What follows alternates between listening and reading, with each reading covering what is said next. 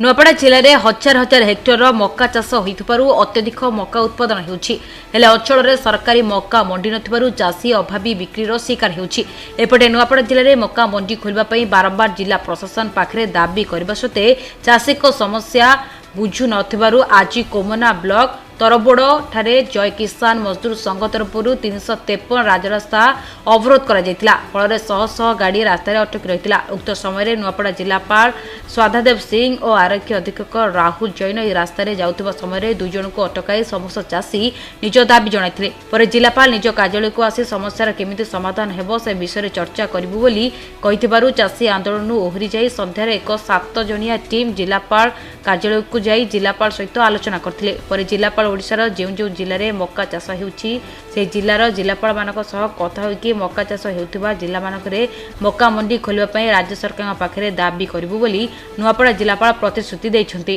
प्रशासन पाखरे चाप प्रयोग करि आसुछु जे जिल्ला रे बहुत संख्या रे मक्का चाष हेचे बम्पर क्रॉप हेचे 10,000 हेक्टर रे मक्का चाष हेचे 3 लाख क्विंटल मक्का उत्पादन आकलन करा हेचे चाषी 8 टंका रु 10 टंका रे मक्का बिकवाले बाध्य होउछन ए कथा बारंबार कहि आसलु एवं प्रशासन संगे आलोचना कलु किंतु कौन से सुफल नहीं मिलला परे आज आम आईन को हाथ को नहीं राजरास्ता को ओल्लैछो। हमारी इन मक्का मंडी हो हजार हजार क्विंटाल मक्का करा जायछि कम दर रे बिक्री करा जायछि तो दर अधिक हेवा दरकार आउ इन मक्का मंडी हो सारा परे बहुत